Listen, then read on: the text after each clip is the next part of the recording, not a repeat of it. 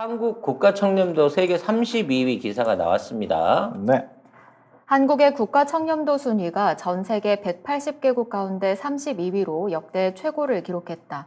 독일 베를린에 본부를 둔 국제투명성기구가 현지 시간 25일 발표한 2021년도 국가 청렴도에서 한국은 100점 만점에 62점을 받았다. 점수 역시 역대 최고 기록이다. 한국은 전년 대비 국가 청렴도 점수는 1점 올랐고 국가별 순위는 한 단계 올랐다. 사실 뭐 이걸 국뽕 차원에서 받아들일 수도 있겠습니다만 네. 저는 이게 의미가 없다고 판단이 돼요. 왜 의미가 없죠? 네, 왜냐하면 우리보다 앞순위에 있는 국가들 중에 네. 싱가포르가 11위, 홍콩이 12위예요. 홍콩이 뭐 정부 청렴도, 국가 청렴도가 있다라는 것도 웃기는 얘기고요. 심지어 일본이 18위입니다. 지금 일본의 관료주의 정치가 얼마나 부패하고 그와 관련된 어떤 그 비리들이 계속해서 터져나오고 있는데 이런 것들이 제대로 된 순위에 반영되지가 않았어요, 이거는. 그래서 제가 보기에는 우리는 30위권 순위가 아닙니다.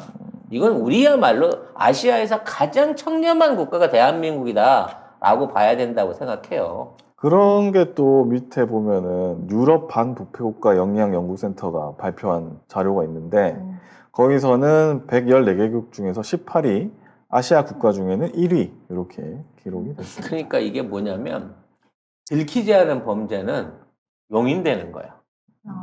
이 청렴도라고 하는 게 범죄가 드러나갖고 터져버리면 청렴도가 아닌 건데 아베노 마스크나 스가의 뭐 고투익 같은 티켓 장사 이런 것들은 합법적인 문제 제기가 안 됐잖아요. 그렇게 되다 보니까 이 청렴도 지수 안에 마이너스 요인으로 등장을 안 하는 거고 예를 들어 한국의 LH 사태라든지 뭐 이런 부분에 있어서 우린 이걸 드러내놓고 이런 문제가 있었다라는 부분을 공개하고 깠잖아요.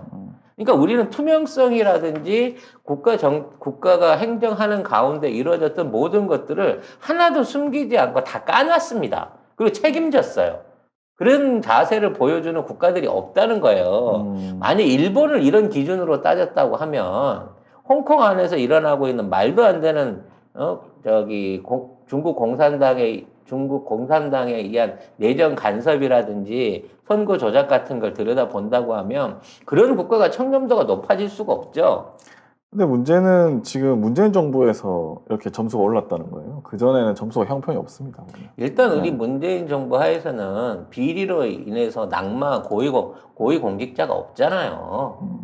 스스로 뭐 이제 이렇게 자진 하차한 경우는 사전에 있었습니다만. 자, 이거 보세요. 이 박근혜 때 44위, 43위, 52위, 그 다음 17년에 박근혜 때부터 시작해가지고 문재인 정부 넘어오는 시기거든요. 이때부터 점수가 계속 상승하고 있죠. 네. 이번 코로나 사태에서도 한국이 전 세계가 못한 유일한 업적은 뭐냐면 매일매일 감염자 수를 철저하게 공개하고 이 위험 지수를 국민에게 알리면서 경고했고 국민들의 협조를 구했다는 거예요. 만일 그때 우리가 일본처럼 숫자를 조작해서 감췄거나 적극적인 방역에 대한 위험성을 알리지 않은 상태에서 이거를 언론을 조작했거나 통계를 조작했다고 하면 아마 지금과 같은 방역 성과는 있을 수 없었을 겁니다. 그리고 그런 걸 통해서 언론한테 무수한 질타를 당하고 야당한테 욕을 먹어가면서도 꿋꿋하게 우리의 방역 정책들을 지금까지 이어져 나온 거잖아요. 지난 2년 동안 우리 정부가 솔직했기 때문에 국민이 따라줬고 그랬기 때문에 전 세계에서 유일하게 현재 오미크론 팬데믹 상황 하에서도 어찌 됐거나 통제와 방역을 이어나갈 수 있는 유일한 국가 대한민국이라는 것을 여러분 이해를 하셔야 됩니다. 이 옆 나라 일본 같은 경우에는 사실은 이제 오키나와 미군 기지 핑계 대가지고 일이 터지긴 했지만 지금 5만 명이 넘어가고 있잖아요. 5만 명이 넘어가고 있는 상황 하에서 의료 붕괴가 오고 나니까 일단 환자는 자가격리가 기본이에요. 아프면 병원 오지 말라는 거야. 죽을 정도 되면 전화는 바쁘니까 이메일로 통지하라는 수준인 거고. 일본 코로나 6만 명을 돌파했다고 하네요. 네. 지금 40대 미만에 대해서는 아무런 조치를 취해줄 수 없다는 거예요. 치료약도 없고 백신도 없고 의료 대책도 없고 앞으로 이게 어떻게 풀려나갈 거라는 정부의 대책 또한 전무한 상태란 말이지. 그럼 저 따위 국가가 우리보다 청렴도가 높다 그러면 이 순위가 무슨 의미가 있냐는 거야. 미국이 27위예요. 미국이. 우리가 미국보다 뒤지고 있어. 결과적으로 이런 부분에 있어서 순위를 갖고 이게 잘했다 못했다를 놓기 이전에 우리 문재인 정부가 역대 가장 도덕적이고 깨끗한 행정을 펼쳤고 국민들한테 어떠한 것도 조작하거나 속이지 않았다는 부분 안에서 우리끼리 재평가를 해야 됩니다. 그리고 뭐 맨날 뭐 정권 말에 가면은 친인척이나 측근 비리 이런 걸로 엄청 그 보도가 나오고 이러잖아요. 지지율이 대부분 10% 미만으로 다 빠지잖아요. 근데 지금 그게 전혀 없고 퇴임이 얼마 안 남았는데도 지금 대통령 지지율이 40%가 넘고 있습니다. 지금 처음 당선됐을 때 44, 5% 이 정도 수준이었는데 계속 유지되고 현재도 있는. 국정 지지율 48%예요. 응. 그렇게 잘한 건 안 알려주고 기자들이 얼마나 또 이상한 글을 많이 썼습니까 또. 물고 뜯기는 그렇게 많이 했는데도 불구하고 견조한 48%가 있다는 거죠. 근데 웃기죠? 문재인 대통령에 대한 견고한 국정 지지도가 있는데 그 정부를 계승하겠다는 민주당 이재명 후보에 대한 지지율이 30% 초반이라는 게 말이 될까요? 못 믿겠어. 문재인 정부를 지지하고 문재인 정부의 공을 인정하는 사람들이 하지만 찍을 땐 윤석열을 찍겠다고 말한다고 하는 이 여론조사가 과연 신빙성이 있는 거겠습니까? 말도 안 되는 거죠. 예. 아무튼 뭐 그래서 요런 게 있다. 근데 이제 이전 정부보다 점수가 계속 오르고 있다는 거는 굉장히 좋은 이런 소식이다. 이런 얘기를 드리고 싶습니다. 자, 오히려 좀 더 건전한 소식으로 여러분 새해 복 많이 받으세요. 이번 설날 선물은 한우 어떠세요? 부드러운 육질과 풍미, 대한민국 1% 최고급 미경산 암소 한우를 송작가 TV몰에서 만나보세요. 설날 선물은 어디서? 송작가 TV몰에서. 네이버에서 닥터송 한우를 검색해보세요. 지난해 중소기업 수출이 1,000억 달러를 훌쩍 넘어서 1,101억 달러를 돌파했다고 합니다. 지난해 코로나19 장기화와 글로벌 물류난 속에서도 중소기업의 수출액이 사상 최대치를 기록한 것으로 나타났다. 중소벤처기업부는 지난해 중소기업 수출액이 전년보다 16.2% 증가한 1,171억 달러로 집계돼 역대 최고였다고 밝혔다. 이 수출 증가율이 10%를 넘은 것은 2010년 관련 통계 작성 이래 처음이다. 와. 참 이거 대단한 겁니다. 엄청난 거죠. 네. 오히려 이제 늘 말씀드리지만 우리나라의 수출 구조가 그동안 대기업을 앞세운 상태에서 중소기업이 그 밑을 받쳐주는 일종의 이제 하청 구조에 있었기 때문에 중소기업의 수익이 좋지 않았어요. 왜냐면 수출이라면 더 깎거든. 수출용 제품이라고 하면 내수용보다 더 깎아요. 가격 경쟁력 높인다는 이유로. 그래서 사실은 저도 옛날에 그 사업을 할 때도 수출 상품을 안 좋아했어. 저희 제품이 그 당시에 이제 그 주조품이었는데. 무슨 제품? 하도 많아서. 하도 많아. 그러니까 그 네. 전기로에서 철을 녹여갖고 제품을 주조해내는 이제 주조 가공품을 했어요. 근데 국산으로 팔게 되면은 1,400원, 키로당 단가를 그렇게 받을 수 있는데 수출을 한다 그러면 900원대를 해달라는 거야. 왜? 아니 이게 수출하려면 가격 경쟁을 맞춰야 된다고. 깎으라고? 그래서 나중에 가서 계산을 해보잖아. 그러면 나한테 900원에 갔다가 저는 이걸 1,600원에 팔아먹었어요. 아이씨. 이게 대기업의 농간이 아닌 게 수출 수수료로 그만큼을 떼먹었거든. 이게 후려치기구나. 그렇죠. 이런 후려치기가 계속돼 버리면 중소기업은 수출하는 게 오히려 손해예요. 똑같은 가격을 갖고 내수를 찾는 게 훨씬 나을 수도 있거든요. 근데 그런 구조가 개선이 됐다는 거고 그 얘기는 그만큼 중소기업 수출을 할 수 있게끔 국가적인 또는 뭐 코트라를 비롯한 무역 관계에 있어서의 지원이 높아졌다고 봐야 돼요. 그렇죠. 특히나 괄목할 것은 16%의 수출액이 증가했다는 겁니다.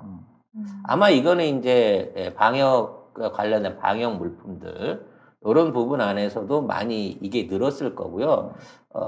이제 중소기업 위주의 상품들이 해외 시장에서 직접적인 컨택이 가능한 수준의 이제 대한민국 경제의 어떤 신뢰를 얻었기 때문으로 봐지거든요. 근데 이게 앞으로 대기업이 수출이 늘어나는 수치보다 훨씬 더 빨리 늘어야 된다는 겁니다. 중소기업이 아니라 이제 중소기업 사이즈는 다르지만 중견 기업으로서 중간 기업으로서 성장할 수 있는 능력을 가진 기업들이 점점 더 늘어나야 된다는 거죠.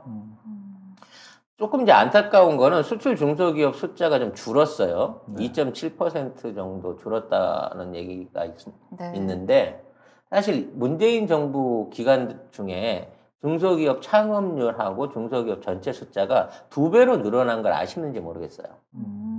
그러니까 회사가 이제 2배로 늘어났다는 거, 숫자가 늘어났다는 거, 그리고 이제 폐업한 회사를 제외하고도 이 정도 숫자 증가가 있었다고 하면 실질적인 창업 효과는 2배 반 이상이 늘어났다는 거거든요. 그리고 지금까지 5년 내내 쭉 성장세를 이어오고 있다는 점에서 앞으로 우리나라 중소기업 창업에 대한 어떤 그 길이 밝다고 보여집니다. 이걸 하기 위해서는 가장 중요한 게 지역 분권화예요. 지금 있는 중소기업체들이 수도권이라든지 기존에 있는 공업 중심부에 있는 기업들은 대부분 대기업하고 연관되어 있는 거고요. 지역 특성화를 가지고 있는 또는 업종의 특성화를 갖고 있는 기업들이 지금 수출을 주도하고 있는데 이런 것들의 특성을 이러한 강점을 살려가지고 계속해서 발전할 수 있는 기회를 이재명 정부는 보장을 하고 있습니다. 수출액 부분 안에서도 플라스틱 제품의 수출이 59억 달러로 가장 많이 늘었어요. 이건 굉장히 중요한 얘기입니다. 왜죠? 이건 사실상 중국이 동무대였기 때문에 국내에서 거의 사라지다시피 한 부분이었거든요. 플라스틱이? 네. 이게 이제 플라스틱이 대부분 이제 사출 공정으로 이루어지는 건데 이것들이 사실은 가격 경쟁력에 비해서 중국에 거의 다 넘어갔었는데 이 수요가 한국에 돌아왔다는 거예요. 이건 뭐냐? 중국의 원자재 수급이 원활치 못하다라는 일종의 증거가 될 수 있습니다. 그러니까 중국이 지금 에너지 위기라든지 여러 가지 중소기업 지원에 대한 어려움들 때문에 그동안 중국 내에 제조업을 받쳐주던 플라스틱이라든지 기계 가공류들에 대한 기업 지원들이 계속 줄어들고 있고 그로 인해서 그 수요가 엄청나게 많이 한국으로 돌아오고 있다는 얘기죠. 그리고 중국의 지금과 같은 상황이 계속 유지되게 된다고 하면 앞으로 플라스틱, 자동차 부품, 기계 부품에 관련된 꾸준한 국내 기업, 특히 금형이라든지 여러 가지 그 중소기업형 제품들에 대한 수출이 계속해서 늘어날 수 있을 것으로 보여집니다. 플라스틱이 59억 달러, 그 다음에 화장품이 53억 달러, 자동차 부품 41억 달러, 합성수지 41억 달러, 반도체 제조용 장비 40억 달러, 의약품 33억 달러, 반도체 33억 달러. 뭐 이렇게 순서가 돼 있고 이 중에 신기록을 이끈 것이 합성수지, 의약품, 그렇죠. 반도체 이 세 개 품목. 그래서 이 수출액이 가장 높은 국가로 중국이 됐다는 얘기는 네. 중국 안에도 지금 자체 소유를 못할 정도로 과거에는 수출까지 다 중국에 했었다니까. 근데 중국이 우리 제품을 사갖고 가고 있는 거야. 그건 좀 신기하네. 네. 원래 중국이 주도 품목이었는데 그렇지. 이런 부분인 거죠. 중국이 원래 수출하는 나라인데 오히려 우리 거를 수입하네요. 그만큼 중국의 제조 경제 상황이 매우 안 좋다고 볼 수 있는 거죠. 계속 이어지길 바라겠습니다. 자, 올해는 뭐가 유망할까요? 올해? 뭐가 유명한데? 의외로 네. 철강이나 시멘트 부분이 유망할 가능성이 높아 보입니다. 왜죠? 똑같은 이유예요. 중국에서 원래 가격으로 해갖고 때리던 거, 덤핑 치던 이 엄청난 물량들이 이제는 나오지 않는다는 거죠. 그러니까 과거에 중국은 철강, 시멘트 이런 것들을 계획을 갖고 생산한 게 아니에요. 공장이 너무 많고 지원금을 계속 주니까 그냥 무조건 만드는 거야. 어디다 쓸지를 모르지만 일단 만들어. 일단 만들어. 그 남잖아? 헐값에 뿌려 그냥. 근데 지금 그 예전에는 이거 1대1로 공사라든지 해외에 뭐 무상원조 같은 걸로 이런 제품들을 많이 뿌렸거든요. 근데 지금 중국도 재고가 없어요. 건설 경기가 죽어서 아파트들 안 짓잖아요. 시멘트 공장들이 다 서버렸다고. 근데 시멘트의 특성이 그런 거거든. 연속 생산 안 하면 다 굳어요. 그렇지. 그 시멘트를 오래 벌크로 보관할 수 있는 기술이 떨어지기 때문에 시멘트는 지속적으로 꾸준하게 생산하는 제품이야. 철강도 마찬가지예요. 고로가 계속 돌아가야지만 철강 제품이 나오는 거죠. 고로를 끄면 6개월 이상 걸려. 그거 뜯어내서 새로 붙여가지고 돌리는데. 네. 그렇기 때문에 중국에서 시멘트와 철강에 대한 생산이 급격하게 줄어들고 있는 이 시점이라고 하면 중국뿐만 아니라 전 세계에 대란이 날 수 있는 수준이라는 거지. 그래서 현재 제대로 된 공급망을 갖추고 이거를 유지할 수 있는 국가가 대한민국뿐이기 때문에. 그리고 일부 중동 국가를 비롯한 미국이라든지 여러 국가들이 SOC 산업에 투자를 하고 있는 상황이라서 철강제들과 시멘트 수출이 중소기업 업종은 아니긴 합니다만 앞으로 유망한 수출군으로 새롭게 등장할 수 있다는 거예요. 그러니까 우리 그동안 중국 공세에 밀려있던 전통 산업들, 그 가격 경쟁력이 떨어지던 산업들한테 한국의 봄날이 돌아오고 있는 거죠. 이런 상황에서 남북 경협만 빵 터지면 나는 시멘트주에 올인합니다. 네. 그 근데 정도로. 이거 못하게 하려고 그러는지 윤석열이 계속 선제 타격 계속 그러고 있거든요, 지금. 짜증나 죽겠어. 그래서 윤석열 쪽이 아마 좋아하는 이런 산업은 뭐 점집 이런 거 있잖아요. 그거밖에 없네요. 점집. 뭐 무당 이런 거. K무당의 유망 산업으로. 세계적인 수출하는 거야? 아니 그렇지 않아요? 한 20만이 거기를 응원한다는데? 하긴 김건희가 이제 그 온라인 점집을 차리려고 그거를 또 박사 논문을 맞아, 하지 논문 않았어요? 냈지. 맞다. 이걸 따져놓고 보면 다 연결이 돼. 네. K 무당. 근데 이게 K 무속이 이게 이제 문화적 수출품이 돼서 이게 좋은 건가 나쁜 건가 판단이 잘 안 서네요. 부끄러운 거죠. 네. 나는 별로 안 좋은 것 같아.